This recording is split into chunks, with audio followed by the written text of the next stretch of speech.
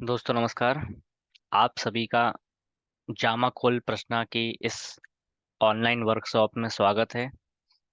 जैसा कि आप सभी जानते हैं, जामा खोल प्रश्न एक ऐसी आकल साइंस की विधा है जो हमारे ऋषि मुनियों के द्वारा उस समय प्रदान की गई थी जबकि हमारे यहाँ पर घड़ी का प्रचलन नहीं हुआ करता था।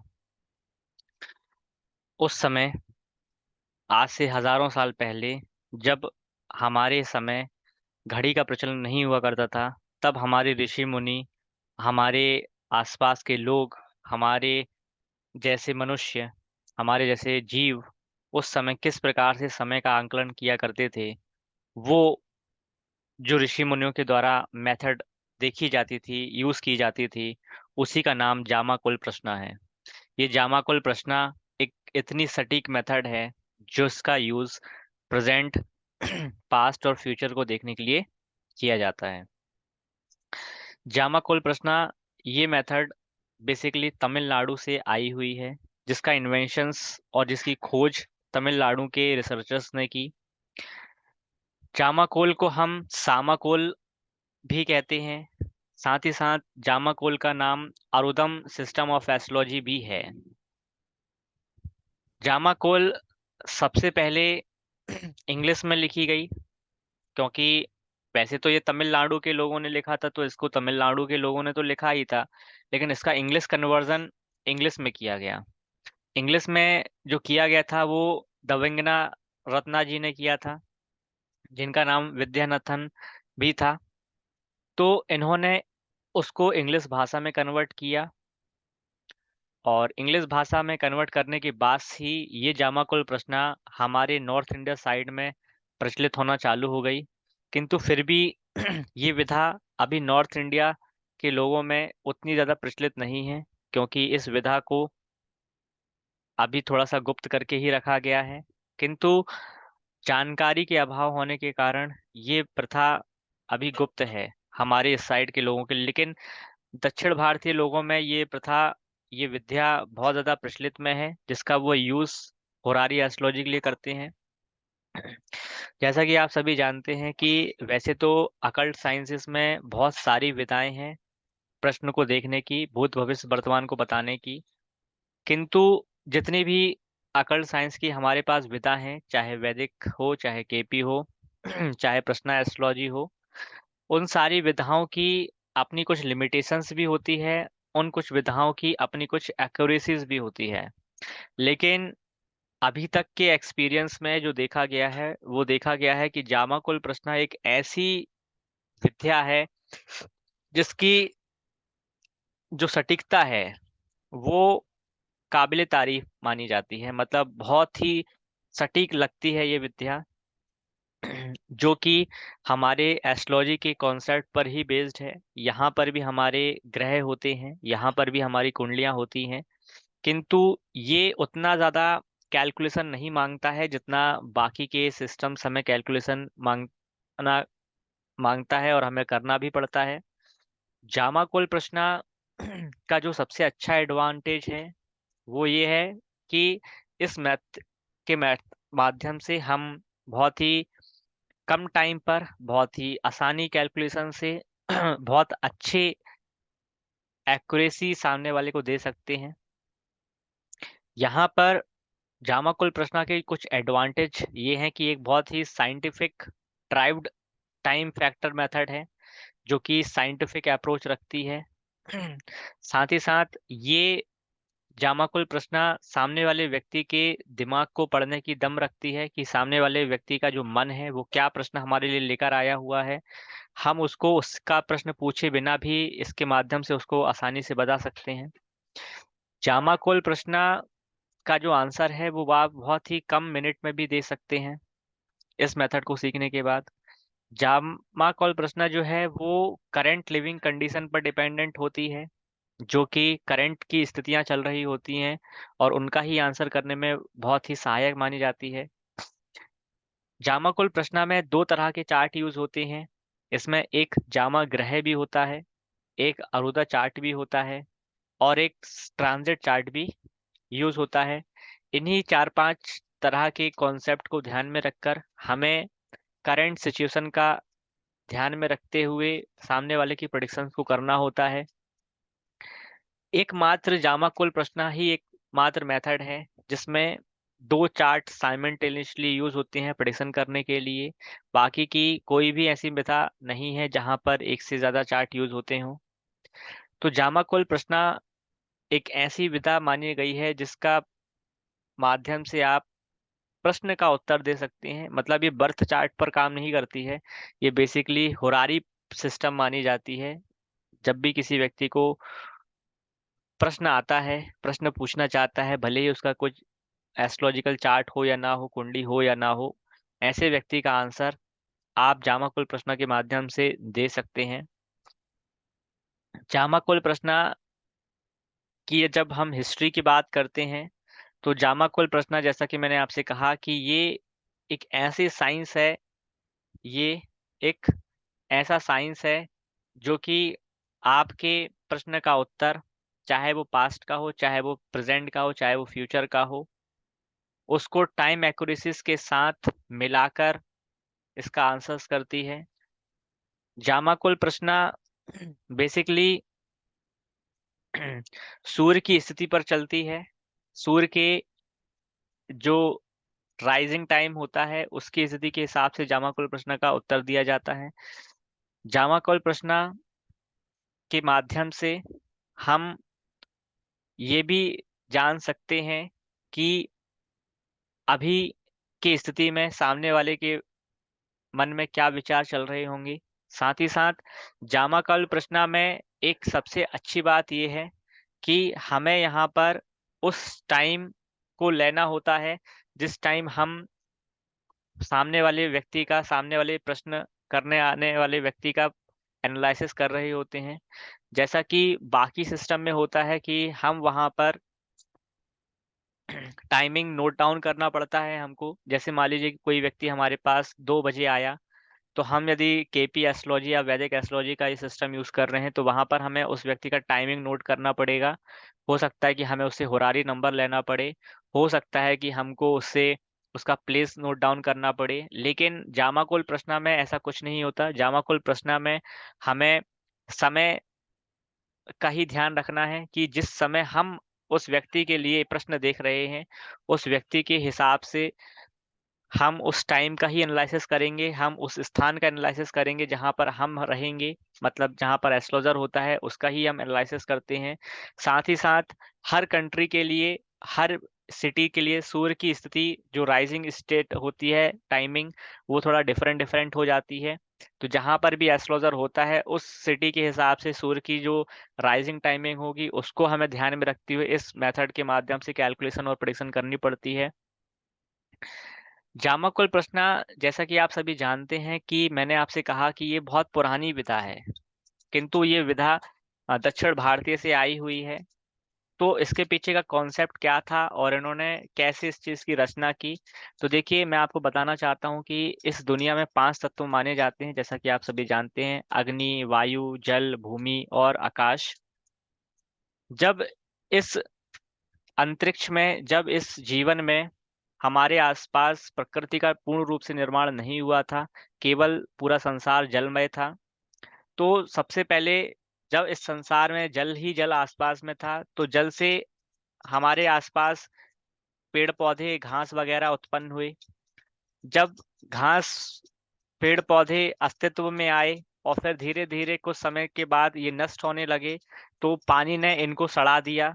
ये सड़कर कीड़े मकोड़े की तरह बन गए और वहां से फिर कीड़े मकोड़ों का जन्म होना चालू हो गया।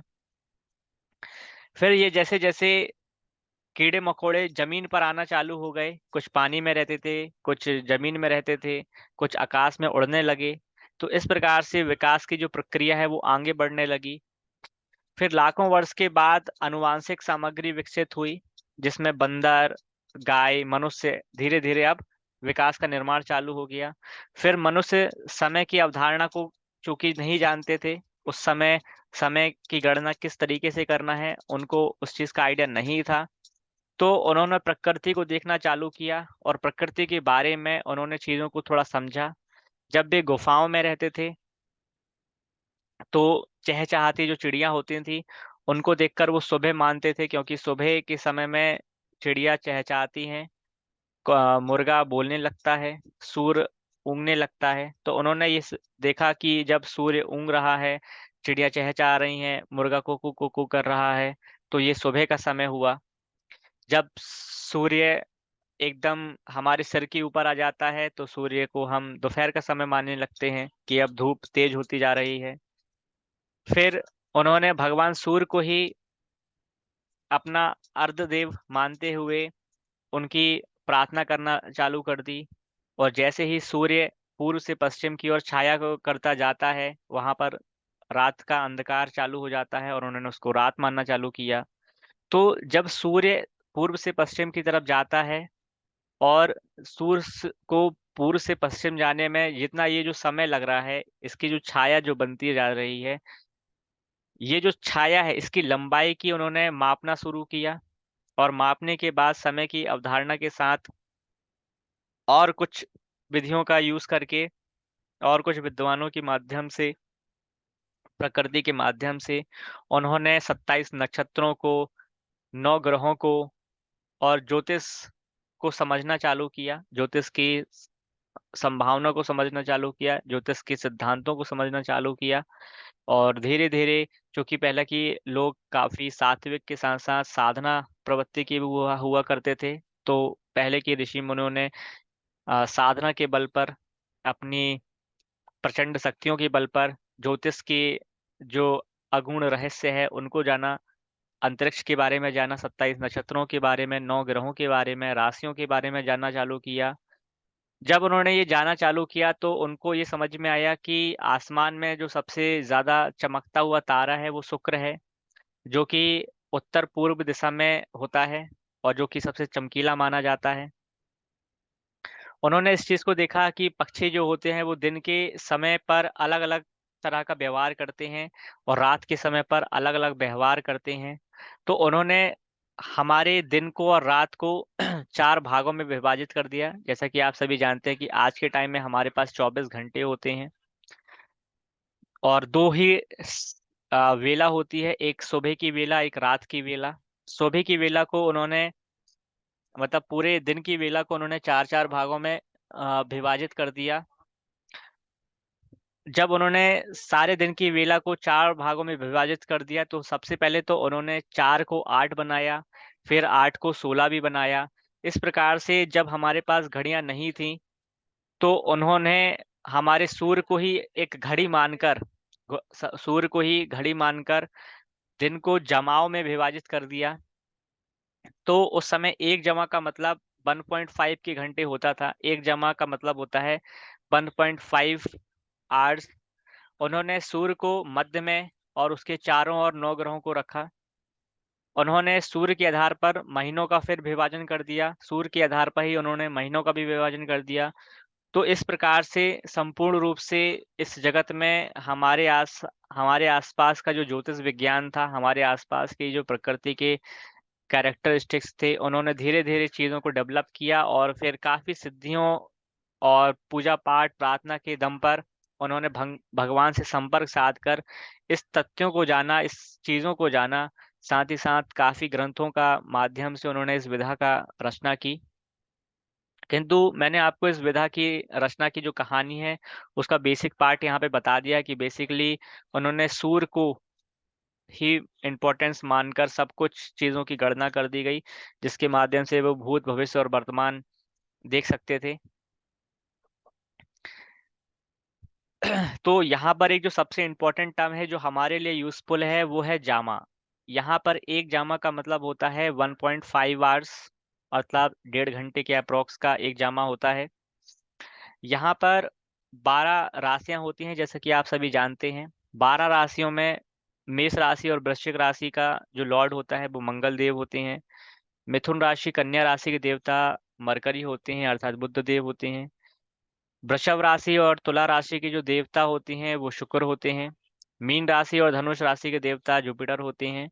मकर राशि और कुंभ राशि के देवता शनि होते हैं।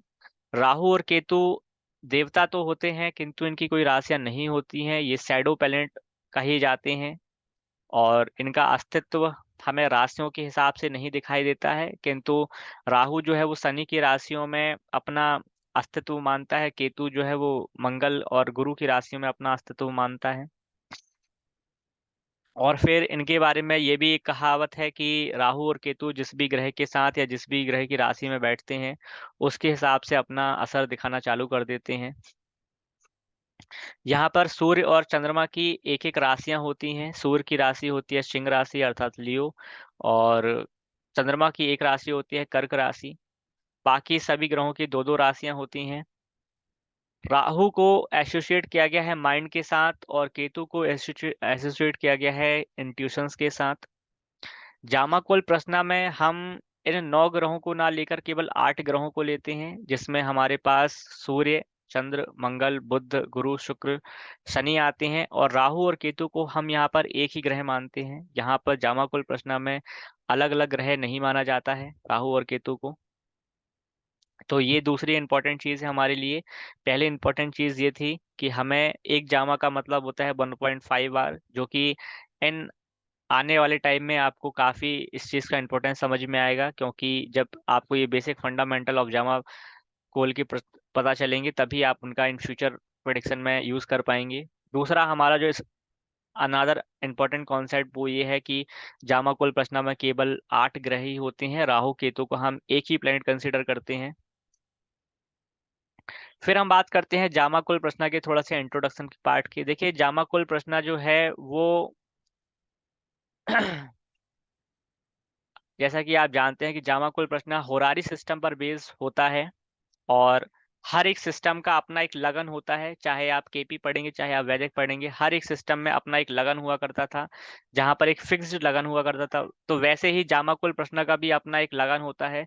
यहाँ पर टोटल 8 जामा दिन के होते हैं और 8 जामा नाइट के होते हैं। 8 8 जामा को मिलाकर 16 जामा बनते हैं, और 16 जामा जो है वो 24 घंटे को कवर करते हैं। ये 8 जामा जो होते हैं वो 8 प्लेनेट को रिप्रेजेंट करते हैं। मतलब 8 प्लेनेट सुबह की तरह सुबह काम करेंगे, 8 प्लेनेट रात को काम करेंगे, है ना। क्योंकि ये दो बेला है, एक सुबह की बेला एक शाम की बेला। इसको हम आउटर प्लेनेट भी कहते हैं और हम इनको इनर प्लेनेट भी कहते हैं। तो देखिए जो 9 प्लेनेट होते हैं ट्रांजिट के वो हमें इनर रखना होता है, और जो आउटर स्थिति होती है वहां पर हमें केवल 8 जामा प्लेनेट को सेट करना होता है। यहाँ पर थोड़ा हो सकता है कि आपको अभी कंफ्यूजन आए, लेकिन इन फ्यूचर की जो क्लासेस होंगी वहां पर आपको इस चीज का कॉन्सेप्ट बहुत अच्छी तरीके से क्लियर हो जाएगा। जामा कुल प्रश्न केपी हुरारी के जैसा ही होता है, जिसका काम है कि प्रेडिक्शन देना। जब भी कोई व्यक्ति आपके सामने आपसे कोई प्रश्न पूछने आता है, उस प्रश्न का उत्तर आपको जामाकुल प्रश्न के माध्यम से देना होता है, जिसमें सटीकता की जो एक्यूरेसीज होती है वो काफी ज्यादा होती है। जामाकुल प्रश्न में हम यहाँ पर टाइमिंग, प्लेस और डेट ये हमेशा एस्ट्रोलॉजर की ही लेते हैं। साथ ही साथ हमें यहाँ पे टाइमिंग का कोई इशू नहीं होता है। आपका क्लाइंट, आपका क्वेरिस्ट जब भी आए उससे कोई दिक्कत नहीं है। जब उस व्यक्ति के पर्सनल चार्ट को आप एनालिसिस करने के लिए बैठेंगे तभी आप उस सिस्टम का यूज करेंगे। क्लाइंट भले ही दुनिया में कहीं भी रहता हो, इस बात से हमें कोई फर्क नहीं पड़ता। हम यहाँ पर एस्ट्रोलॉजर की ही लोकेशन लेंगे। हम यहाँ पर टाइम भी एस्ट्रोलॉजर का ही लेंगे जब वो चीज़ों का एनालिसिस करना चालू करता है, जैसा कि हम केपी एस्ट्रोलॉजी में भी करते हैं कि केपी एस्ट्रोलॉजी में भी टाइम, डेट और प्लेस उसका ही लेते हैं, जो कि जिसका एस्ट्रोलॉजर का होता है। भले ही एस्ट्रोलॉजर आपके आउट ऑफ वर्ल्ड में बैठा हुआ है, या जैसे हम इंडिया में बैठे हुए हैं एस्ट्रोलॉजर आपका अमेरिका में बैठा हुआ है, तो हम अमेरिका वाला ही टाइम लेंगे। इस तरीके से जामाकुल प्रश्न के कुछ इम्पॉर्टेंट फैक्टर माने जाते हैं, कुछ बेसिक एसेंशियल्स नींव मानी गई हैं।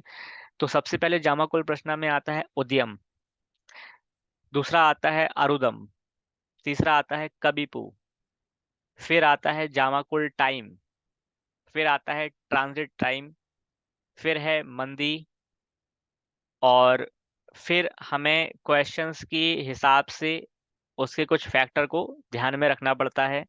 तो ये जो 6 फैक्टर मैंने आपको बताए हैं, पहला है उदयम, अरुदम, कबिपु, जामाकुल टाइम, ट्रांजिट प्लेनेट और मानदी।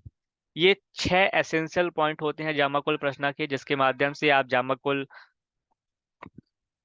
मेथड का यूज करते हैं और सामने वाले प्रश्न का उत्तर देते हैं।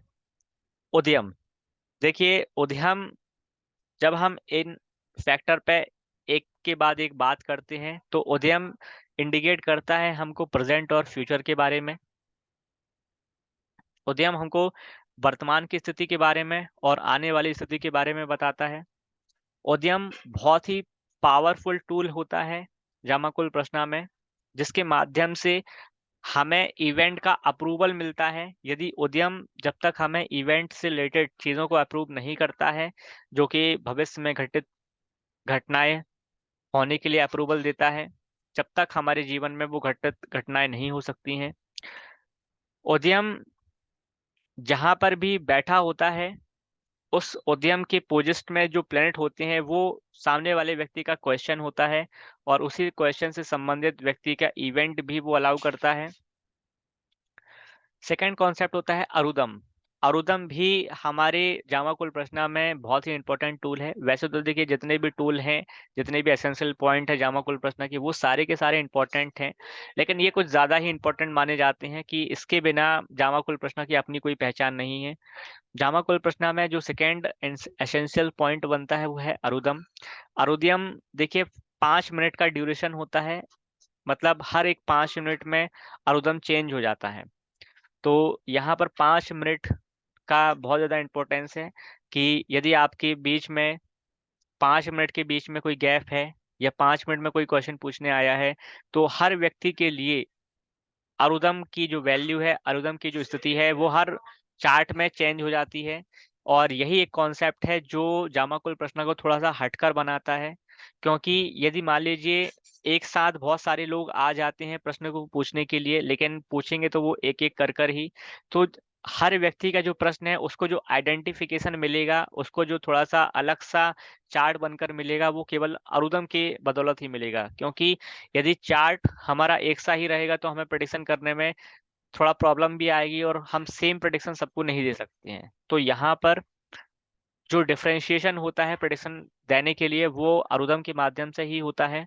इसलिए अरुदम की जो टाइम ड्यूरेशन मानी गई है वो 5 मिनट की मानी गई है, कि हर 5 मिनट में अरुदम की जो स्थिति होती है वो चेंज होती रहती है। यहाँ पर यहाँ पर 5 मिनट की वैल्यू है, ना कि यहाँ पर आवर्स की वैल्यू। यहाँ पर घंटे को महत्व नहीं देना होता है। जैसे मान लीजिए कि आपके सामने कोई व्यक्ति आया है प्रश्न पूछने के लिए, और उसका जो टाइम है वो है 11:19। 11:19। अब ये जो 19 मिनट है, ये 15 मिनट और 20 मिनट के बीच की वैल्यू है। ये 15 मिनट और 20 मिनट की वैल्यू है, के बीच की वैल्यू है, क्योंकि 19 है ना। अब ये 5 मिनट का गैप है 15 से 20 का, तो वहां पर 19 आया है, मतलब आप 15 से 20 के बीच में देखेंगे कि उद्यम कहाँ पर है। जहां पर भी उद्यम होगा उस हिसाब से आपका प्रेडिक्शन, सॉरी, जहां पर भी आपका अरुदम होगा उस हिसाब से आप उसकी प्रिडिक्शन देंगे, और उद्यम उस इवेंट को अलाउ करेगा कि वो हो सकता है या नहीं हो सकता है। तो यहाँ पर जैसा कि मैंने कहा कि मैंने आपको एग्जांपल दिया कि 11:20। अभी जैसे देखिए अभी का जो टाइम हो रहा है जब मैं ये डेमो क्लास कर रहा हूँ, वो है 11:20 का। अब ये 11:20 जैसे ही कंप्लीट हो गए हैं, तो यहाँ पर मैंने आपसे कहा है कि आपको मिनट का इंपॉर्टेंस देना है, ना कि आवर्स का इंपॉर्टेंस देना है। यहाँ पर 11 को महत्व नहीं देना है, यहाँ पर महत्व देना है हमको 20 मिनट का, कि अभी 20 मिनट कंप्लीट हो चुके हैं, मतलब आपके जो अरुदम की वैल्यू है वो अब चेंज हो गई होगी। आपका अरुदम की जो स्थिति होगी आपके चार्ट में, जो नया चार्ट बनेगा उसमें अब चेंज हो गई होगी, है ना। तो हर 5 मिनट के बाद अरुदम की जो वैल्यू होती है, अरुदम की जो स्थिति होती है, वो जामाकुल प्रश्न में चेंज हो जाती है, जिसके माध्यम से ही आप हर अलग अलग व्यक्ति का प्रेडिक्शन अलग अलग तरीके से कर सकते हैं। और यही एक अरुदम का कॉन्सेप्ट है जो कि जामाकुल प्रश्न में लोगों के प्रश्नों के बीच डिफरेंशिएट क्रिएट करता है। ये बहुत पावरफुल टूल माना जाता है। और अरुदम को भी हमें कास्टिंग करना होता है, क्योंकि अरुदम का भी हमारे इस चार्ट में लगन बनता है। अरुदम के माध्यम से ही हम व्यक्ति के कॉन्सेप्ट को जो व्यक्ति क्वेश्चन पूछने आया है उसका जो इंटेंशन है, वो किस इंटेंशन से क्वेश्चन पूछने आया है, उसको जान सकते हैं। अरुदम हमें पास्ट के बारे में बताता है। जो भी पास्ट है हमारी लाइफ का, वो सब अरुदम होता है। और जो भी चीज हम नहीं जानते हैं पास्ट को लेकर उस व्यक्ति के, और कई बार क्या होता है कि हमारे पास जो क्लाइंट आता है वो अपने पास्ट के बारे में हमें थोड़ा सा बताता नहीं, क्लियर नहीं बताता कि ऐसा हुआ था, ऐसा हुआ था, अब क्या हो सकता है। तो वो जो पास्ट की इंफॉर्मेशन है वो हमें अरुदम के माध्यम से ही पता चलती है। क्योंकि जैसा कि आप सभी जानते हैं कि प्रेजेंट को जानने के लिए पास्ट को देखना बहुत जरूरी है, वैसे ही फ्यूचर को जानने के लिए भी पास्ट को देखना बहुत जरूरी है। यदि आपने पास्ट में ही कुछ गड़बड़ किया है तो आप हम उसको फ्यूचर की वैल्यू नहीं बता सकते कि भाई फ्यूचर में भी ऐसा हो सकता है। लेकिन यदि पास्ट अच्छा है तो फ्यूचर भी अच्छा हो सकता है। तो यहाँ पर पास्ट को जानने के लिए हम अरुदम कॉन्सेप्ट का यूज करना होता है। ये भी एक लगन होता है जिसमें हम जामाकुल प्रश्न में यूज करते हैं, और इसके माध्यम से भी हमें प्रश्न का उत्तर देना होता है। सेकेंड अनदर कॉन्सेप्ट है वो है काबीपू। देखिए काबीपू भी जामाकुल प्रश्न का बहुत ही ज्यादा इंपॉर्टेंट है। और काबीपू एक मात्र एक जामाकुल का एक ऐसा कॉन्सेप्ट है जो कि लॉस, डेथ और डेंजर्स प्रोबेबिलिटी के बारे में हमें बताता है। काबीपू जामाकुल प्रश्न में उस चीज को बताता है जो व्यक्ति हिडन चीजों को रखता है। जैसे कोई व्यक्ति जब हमारे पास प्रश्न पूछ कर आता है तो सामने वाला व्यक्ति हमसे कुछ चीजें छुपा रहा होता है, हमें सामने वाला व्यक्ति कुछ मूर्ख बनाने की कोशिश करता है या कुछ अपनी सच्चाइयों के बारे में नहीं बताता। तो वो जो सच्चाइयां हैं, जो हिडन सीक्रेट्स हैं, उन हिडन सीक्रेट्स को कबीपू चार्ट में बताता है। कबीपू का संबंध 10 राहु के बराबर का होता है। 10 राहु का मतलब है कि जैसा कि आप सभी जानते हैं कि एस्ट्रोलॉजी में राहु को एक खराब प्लेनेट कहा गया है, मेलेफिक प्लेनेट होता है। तो एक राहु तो व्यक्ति के जीवन में उथल पुथल मचा देता है, तो 10 राहु के बराबर की जो पावर है वो कबीपू को दी गई है। और ये 10 राहु की पावर कबीपू में जब आती है तो वो हर एक चीज को तबाही मचा देता है। और इसलिए कबीपू का जो कॉन्सेप्ट है वो जामाकुल प्रश्न में सबसे खराब कॉन्सेप्ट माना गया है। कि यदि किसी भी इवेंट में कबीपू का कॉन्सेप्ट ऐड हो जाता है तो उस प्रश्न का, उस इवेंट का उत्तर हमेशा नेगेटिव में ही जाता है। वो इवेंट तो अब हो ही नहीं सकता, वो इवेंट किसी भी तरीके से अब पॉसिबल नहीं ही होगा। तो कबीपू का जो कॉन्सेप्ट है वो लॉस, डेथ, डेंजर, क्रिटिकलिटी, जितने भी नेगेटिव वर्क हैं, जितने भी कामों में नेगेटिविटी आ सकती है, जो भी हिडन चीजें हैं, वो सब हमें कबीपू के माध्यम से ही पता चलती हैं। कबीपू जो होता है वो चार्ट में, जामाकुल प्रश्न का जो चार्ट होता है उस जामाकुल प्रश्न के चार्ट में एंटी क्लॉक वाइज चलता है।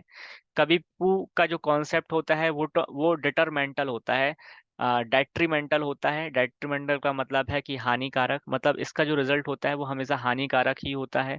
इससे कभी भी पॉजिटिविटी का एनालिसिस नहीं किया जाता। हो सकता है कि कुछ ऐसे काम जो कि नेगेटिव में भी पॉजिटिव होते हैं उनका एक रिप्रेजेंटर बन जाता है कबीपू, कि हो सकता है कि वहां पर आपका थोड़ा सा कुछ मिल जाए। लेकिन कबीपू जो होता है वो बेसिकली हानिकारक ही होता है। इसलिए कबीपू जो एक डिसाइडिंग फैक्टर भी है, जब भी हम किसी प्रश्न का एनालिसिस करेंगे तो वहां पर कबीपू का एनालिसिस करना बेहद जरूरी है। कबीपू ही एकमात्र ऐसा फैक्टर है कि यदि कबीपू की तरफ से हमें अप्रूवल नहीं मिलता है किसी इवेंट को लेकर, तो हमें वहां पर ना ही करना पड़ेगा, वहां पर हम हमेशा रिजल्ट को नेगेटिव में ही जाने देंगे। इसलिए कबीपू का एक अल्टीमेट एम है, अल्टीमेट इम्पोर्टेंट है जामाकुल प्रश्न में। यहाँ पर यदि क्वेश्चन जो है वो कबीपू से संबंधित होगा तो आपके आंसर जो क्वेश्चन का होगा वो हमेशा ना में ही जाएगा, वो नेगेटिव साइड में ही जाएगा। और फिर आपको कुछ भी चेक चेक करने की जरूरत नहीं है, आपको कुछ भी दूसरी चीजों को देखने की जरूरत नहीं है, क्योंकि अब उसका आंसर ना ही रहेगा। क्योंकि यहाँ पर कबीपू को जो सबसे ज्यादा इंपॉर्टेंस जावा कुल प्रश्न में दी गई है, कबीपू को हेड क्वालिटी दी गई है। हेड आप ये मान सकते हैं जो बॉस होता है वो होता है कि यहाँ से यदि अप्रूवल नहीं आएगा तो आपका किसी भी तरीके से काम नहीं बनेगा।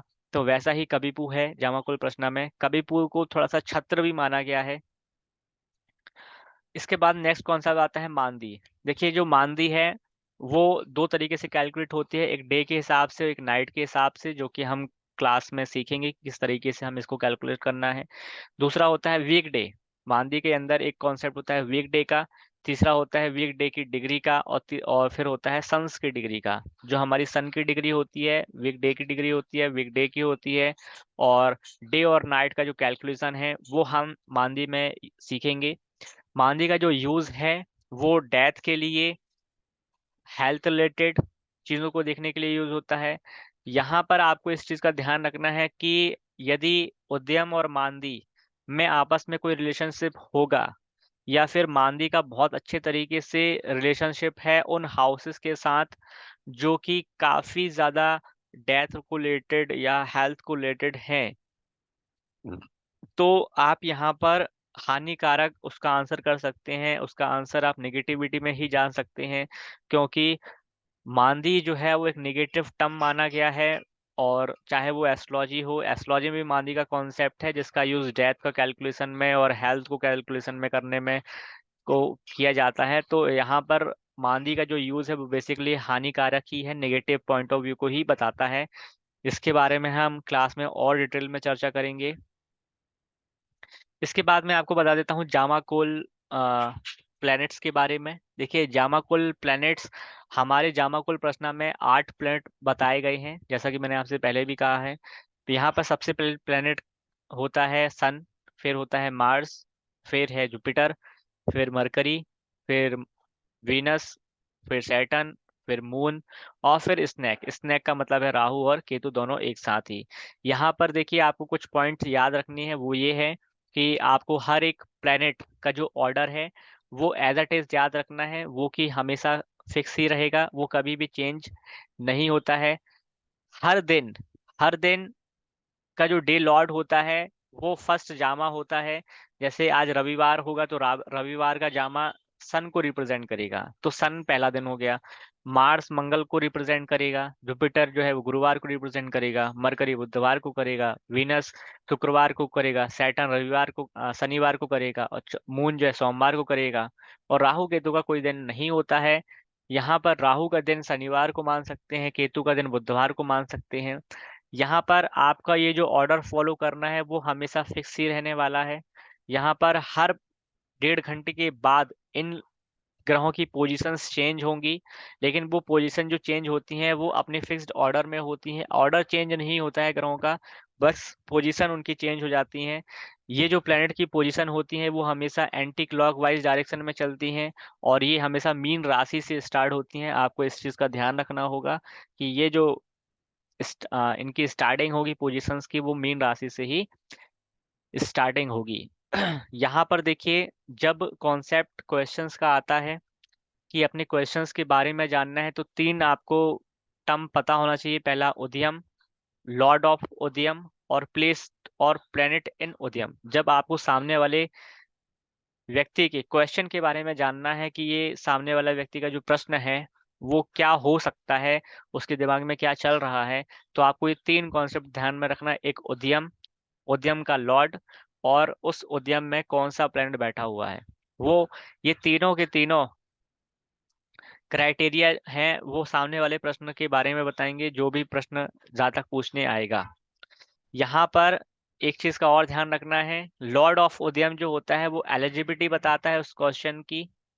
प्लैनेट जो होते हैं, जो भी प्लैनेट इस उदयम में बैठता है, वो ये आपको बताता है कि जो भी प्लैनेट से संबंधित कारकत्वा होते हैं, जो कि हमने वैदिक एस्ट्रोलॉजी या भृगुनंदी नाड़ी या केपी एस्ट्रोलॉजी कहीं पर भी पढ़ा है, वो सबों की जानकारी हमें ध्यान में होना चाहिए कि हर प्लैनेट के कारकत्व क्या हैं। हालांकि इस कोर्स में हम उस चीज़ को भी कवर करेंगे, तो आप उसके माध्यम से भी ये चीज़ जान सकते हैं। यहाँ पर देखिए, फिर आता है कबीपू। कबीपू बेसिकली कुछ चीज़ों को इंडिकेट कर रहा होता है, जैसा कि मैंने आपसे पहले भी बताया कि कबीपू का जो बेसिकली फंडामेंटल कॉन्सेप्ट है वो इस चीज़ पर बेस्ड है कि यदि कबीपू ने आपका आंसर निगेट किया है, अलाउ नहीं किया है, अप्रूवल नहीं दिया है, तो फिर जामाकुल प्रश्न में और दूसरा कोई टूल नहीं है जो उस आंसर को यस में कन्वर्ट कर दे। यदि कभी पू ने उस आंसर को निगेट किया है तो उस आंसर का आंसर निगेट में ही जाएगा। उस आंसर को, उस इवेंट को अब कोई नहीं होने दे सकता है। इतनी एक्यूरेसी कबीपू देता है। कबीपू में जब कैलकुलेट करना होता है तो हमें कुछ चीज़ों का ध्यान रखना होता है। यहाँ पर हम कुछ कॉन्सेप्ट को समझेंगे। जैसे कि देखिए, जब भी हम किसी भी प्लैनेट को उदयम में देखते हैं तो हमें क्वेश्चन के बारे में पता चलता है। जब भी हम किसी प्लैनेट को उदयम में देखते हैं तो हमें क्वेश्चन के बारे में पता चलेगा कि व्यक्ति का, सामने वाले का क्वेश्चन है क्या। उसके बाद मान लीजिए जुपिटर यहाँ पर बैठा हुआ है। अब जुपिटर लॉर्ड है मान लीजिए 2 का और 5वें का, है ना, सेकेंड हाउस का और फिफ्थ हाउस का। तो यहाँ पर आपको ये चीज का ध्यान रखना है कि जुपिटर का कारक क्या होता है। चिल्ड्रंस होते हैं, वेल्थ होती है, एजुकेशन होता है। ये जुपिटर के मेन कारक हैं। तो यहाँ पर आपका क्वेश्चन वेल्थ और चिल्ड्रन से रिलेटेड होगा यदि जुपिटर उस उद्यम के हाउसेस में बैठा है जिसका संबंध हाउस नंबर 2 और हाउस नंबर 5 के साथ कनेक्टेड है। इस तरीके से हम इस कॉन्सेप्ट को क्लास में और अच्छे तरीके से समझेंगे और सामने वाले प्रश्न का उत्तर आप बहुत अच्छी और सटीकता से बता पाएंगे कि आखिर में सामने वाले व्यक्ति का प्रश्न है क्या। जैसा कि मैंने आपको बताया कि कबीपू को जामाकुल प्रश्न में छत्रा भी कहा गया है, जो कि हिडन कॉन्सेप्ट के बारे में बताता है। सामने वाले व्यक्ति के मन में हिडन रूप से क्या विचार चल रहे हैं उसके बारे में बताता है। लॉसेस के बारे में बताता है, यदि किसी का क्वेश्चन लॉसेस को लेकर है उसके बारे में बताएगा। कोई डेंजर क्वेश्चन है उसके बारे में बताएगा, है ना। और कभी का जो कॉन्सेप्ट है वो एंटी क्लॉकवाइज देखा जाता है हमारे चार्ट्स में। चलिए अब हम बात करते हैं कि यहाँ पर जो मैंने आपसे कहा था कि अरुदा अरुदा जो है वो 5-5 मिनट का होता है। देखिए यहाँ पर आपको इस चीज़ का ध्यान रखना है कि वैसे तो अभी तक ये जो जामाकुल प्रश्न था वो साउथ इंडियन चार्ट में ही यूज होता था, बट जैसे जैसे इस सिस्टम का नॉलेज नॉर्थ इंडिया के लोगों को लगा, नॉर्थ इंडिया में इस चीज़ की प्रगति हुई, इस कॉन्सेप्ट में और भी ज़्यादा बढ़ोतरी हो गई है। अब हम इसमें बात करेंगे कि ये जो कॉन्सेप्ट है वो 5-5 मिनट के अंदर चलता है। तो 5 मिनट में वो मेष राशि में रहेगा, 5 मिनट के बाद फिर वो वृषभ राशि में आ जाएगा। जैसा कि आप देख रहे हैं ये साउथ इंडियन चार्ट है और उसके अंदर ये नॉर्थ इंडियन चार्ट जुड़ा हुआ है। तो आप देखिए साउथ इंडियन चार्ट को बनाने से पहले आप इस चीज़ को समझिए पहले कि हमारा इस तरीके से साउथ इंडियन चार्ट होता है। हमारा इस तरीके से साउथ इंडियन चार्ट होता है जहाँ पर राशिज जो होती हैं वो हमेशा फिक्स होती हैं, जहाँ पर राशियाँ जो होती हैं वो हमेशा फिक्स होती हैं। एरीज यहाँ पर ही आएगी, Taurus, Gemini, Cancer, Leo, Virgo, Libra, Scorpio, Sagittarius, Capricorn, Aquarius और स्पाइसेस। ये हमारी जो राशियों का ऑर्डर है वो साउथ इंडियन चार्ट में हमेशा ही फिक्स होता है। साउथ इंडियन चार्ट में लगना हमेशा ही फिक्स होता है। जबकि जो नॉर्थ इंडियन चार्ट होता है वहां पर फर्स्ट हाउस में लगना हमेशा डिफरेंट डिफरेंट होता है एज पर सनराइजिंग स्थिति के हिसाब से। आपको यहाँ पर इस चीज का ध्यान रखना है, यहाँ पे जितने भी ये जो ब्लॉक्स दिखाई दे रहे हैं ये 5-8 मिनट के हिसाब से आप इसको बांट सकते हैं। जैसे एरीज है तो ये 5 मिनट का रहेगा, 0 से 5 मिनट एरीज, 5 से 10 मिनट टॉरस, 10 से 15 मिनट जैमिनी, फिर 15 से 20 मिनट आपका कर्का, फिर 20 से 25 मिनट आपका लियो, 25 से 30 मिनट आपका कन्या, 30 से 35 मिनट आपका तुला, 35 से 40 आपका वृश्चिक, 40 से 45 आपका सैगिटेरियस, 45 से 50 आपका मकर, 50 से 55 आपका कुंभ राशि और 55 से 60 आपका मीन राशि। इस तरीके से ये ऑर्डर हमेशा फिक्स रहेगा। सेम ऑर्डर जो होता है वो आपके नॉर्थ इंडियन चार्ट में भी फिक्स होता है।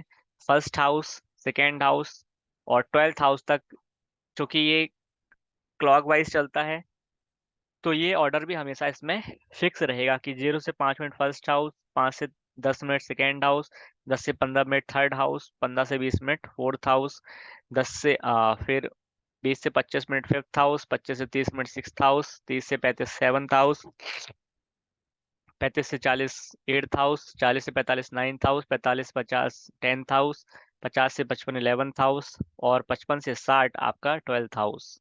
तो इस तरीके से ये आरुदम का कॉन्सेप्ट होता है। आरुदम की स्थिति को हम यहाँ पर इस हिसाब से ही एडजस्ट करते हैं। जो कि सन राइजिंग के कॉन्सेप्ट पर बेस्ड होता है। यहाँ पर जितना भी मैन्युअली कॉन्सेप्ट है या जो कैलकुलेशन का पार्ट है वो हम आने वाली क्लासेस में समझेंगे, तो आप और भी अच्छे तरीके से इस कॉन्सेप्ट को समझ पाएंगे। आई होप कि आपको अभी तक जो भी मैंने बताया है वो क्लियर हो रहा होगा। देखिए, जामाकुल प्रश्न मैं आपको बता देता हूँ कि जामाकुल प्रश्न एकमात्र ऐसी विधा है प्रश्न एस्ट्रोलॉजी के लिए जो कि सबसे ज्यादा एक्यूरेसी देती है आपके प्रश्न का उत्तर देने के लिए। और सबसे अच्छी बात यह है कि इस विधा के माध्यम से आप सामने वाले व्यक्ति के मन के विचारों को पढ़ सकते हैं कि सामने वाले व्यक्ति का जो विचार है, जो प्रश्न है, वो किस हाउस से संबंधित है, और एग्जैक्टली वही चीज बनती है जो कि आप कैलकुलेट करते हैं। हाँ, ये बात जरूर है कि आपने यदि कैलकुलेशन में कुछ गड़बड़ किया है तो आपका प्रश्न गड़बड़ हो सकता है, लेकिन यदि कैलकुलेशन भी सही किया है तो आपके प्रश्न का उत्तर बहुत ही सटीकता से जाएगा और बहुत ही यूनिक तरीके से जाएगा, जो कि इस सिस्टम को एक यूनिटी देता है। साथ ही साथ ये सिस्टम एक्यूरेसी के लिए जाना जाता है, ये सिस्टम इजीनेस के लिए जाना जाता है। कम टाइम में आप बहुत अच्छे तरीके से आंसर दे सकते हैं, कम टाइम में बहुत अच्छे तरीके से आप आंसर कर पाएंगे, और यहाँ पर आपको ज़्यादा कैलकुलेशन भी नहीं करना होता है। तो यही सारी चीज़ें हैं जो आपको इस सिस्टम को थोड़ा सा डिफरेंशिएट कर देती है। तो आपको ये चीज़ बहुत अच्छे से ध्यान रखना है। और जामा कुल प्रश्न का हमारा कोर्स स्टार्ट होने जा रहा है। जो भी इस कोर्स को ज्वाइन करना चाहता है वो हमसे संपर्क कर सकता है। आज के लिए जय श्री राम। जय श्री राम।